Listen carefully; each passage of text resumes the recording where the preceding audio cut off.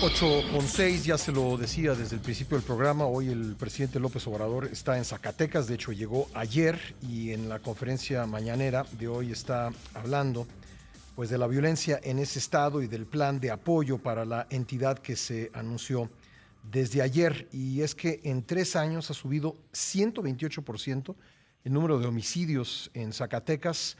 De acuerdo con cifras oficiales, pasó de 560 en 2019 a 920 en 2020 y en lo que va de este año, pues ya rebasó los 1000, de hecho bastante más, 1277.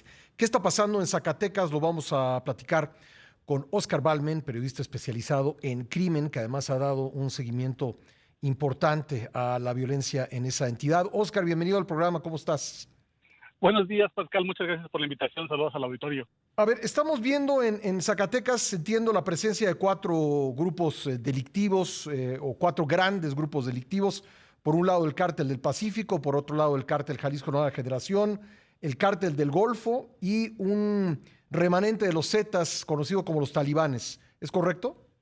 Es correcto, hay dos grupos que tradicionalmente han estado en ese estado, el Cártel del Pacífico o Cártel de Sinaloa, desde hace al menos 30 años con una presencia decidida, pero no había habido problema porque nadie estaba disputando realmente ese territorio y además no era un territorio tan apetecible en esos años como es hoy Zacatecas.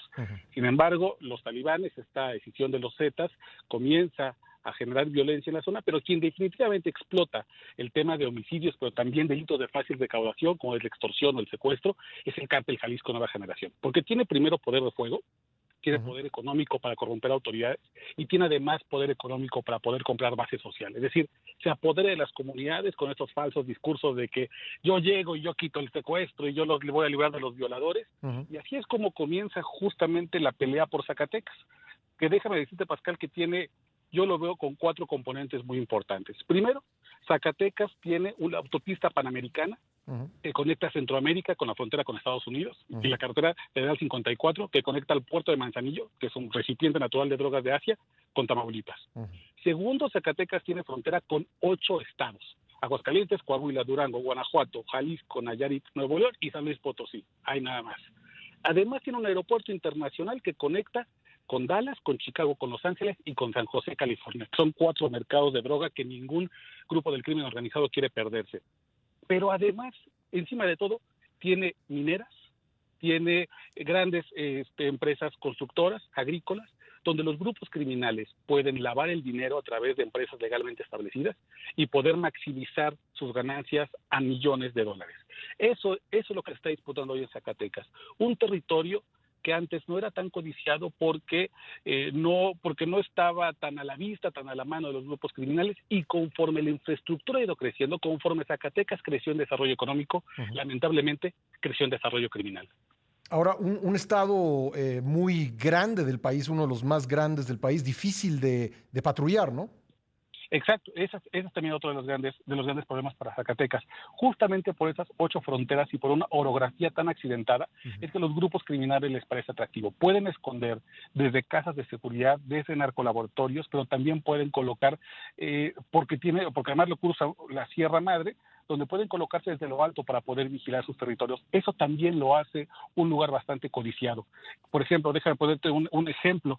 En Jerez, Zacatecas, que es un pueblo mágico conocido por ser la cuna del poeta López Reverde, por ser el origen de la tambora y muchas cosas, hay un pueblo llamado Ermita de los Correa, que está en la sierra, y que fue un lugar, por estar en lo alto, de natural escondite para el Cártel Jalisco Nueva Generación. Y una vez que se colocaron como el escondite, la gente de Ermita de los Correa pensó que no los iban a molestar los hombres armados. Cuando esos hombres armados deciden tomar el pueblo, lo toman por completo, y entre las 900,000 personas que vivían en Ermita de los Correa hasta hace 6 meses, Pascal, hoy ya no quedan ni siquiera 100 personas. O sea, se ha vaciado el pueblo. Se llama así el pueblo, y además el pueblo tiene una cosa que a mí me duele en lo particular porque yo soy súper animalero. La gente tuvo que huir de madrugada cuando los cárteles no los veían y tuvieron que dejar atrás a todos sus animales. Hoy Ermita de los Correa es un pueblo prácticamente sin seres humanos y más bien con perros, con gatos, con vacas, con puercos, abandonados, que deambulan abandonados a su suerte, muertos de hambre literalmente porque no hay quien les tienda un plato de comida o una cubeta con agua. Ese es el drama en Zacatecas. Oye, Óscar, y lo que hemos visto, los hechos de violencia que hemos visto en los últimos días, hombres colgados, digamos, ese esa parte del enfrentamiento por la plaza, ¿a qué grupos confronta?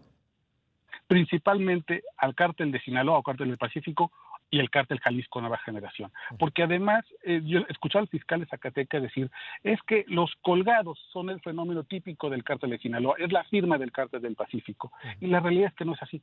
Los dos grupos criminales, con tal de echarse la culpa, han mimetizado esta técnica del terror, que además tienen un modus operandi muy específico. Cuelgan a las víctimas entre las 6 y 7 de la mañana para que sean descubiertas con el amanecer, justamente en las rutas que utiliza la gente para ir a las principales ciudades como Zacatecas capital o como Fresnillo para ir a trabajar. De tal modo que no solamente es un mensaje para los familiares de las víctimas y las víctimas entre las cuales hemos visto ya varios policías, sino también para la sociedad. Es un acto de terror en la máxima expresión, el horror como método para hacerle saber a la gente que todos los días que te puedes levantar en Zacatecas puedes ver de verdad una escenificación de lo macabro. Qué terrible lo que nos relatas. Rápidamente, geográficamente, ¿dónde están cada uno de estos dos grupos? ¿Qué áreas del estado tienen bajo su control? Mira, Pascal, hasta hace un año yo te diría que estaba muy claro que la parte occidental era el cártel Jalisco Nueva Generación y la parte, digamos, contraria y norte era parte del cártel de Sinaloa o cártel del Pacífico. Hoy ya las plazas están completamente divididas. Hoy, a diferencia de hace 30 años donde reinaba una especie de paz narca en Zacatecas, ya no hay un grupo dominante, hay grupos en disputa, que es lo que evidentemente genera mucha violencia, se atoniza. Y a mí lo que me preocupa en la estrategia del presidente López Obrador es que de vuelta sigue una receta fallida, confundir ocupación con presencia. El pretender que por tener más elementos de la Guardia Nacional, que porque se inauguren más cuarteles, eso va a cambiar la situación. A la gente de Zacatecas le han inaugurado de manera frecuente cuarteles, bases policíacas, sí. Y la gente te lo va a decir. Cuando uno va hacia estas poblaciones como Ermita de Correa, como muchos de estos lugares, uno va y les pregunta, cuando hay una balacera, ¿qué pasa? Dicen, les llamas a la Guardia Nacional y nadie se presenta. Se presentan hasta que se acaba la balacera. Esa es mi preocupación. Hay una estrategia que me parece que sigue una receta fallida y lamentablemente no parece que Zacatecas vaya a frenar la violencia. Oscar, te agradezco muchísimo que hayas estado con nosotros. Nos has dado un panorama muy completo de lo que sucede en ese estado. Un abrazo, muchas gracias. Te mando un abrazo, Pascal. Muchas gracias. Buen día. Gracias, Oscar Balmen, periodista especializado en delincuencia.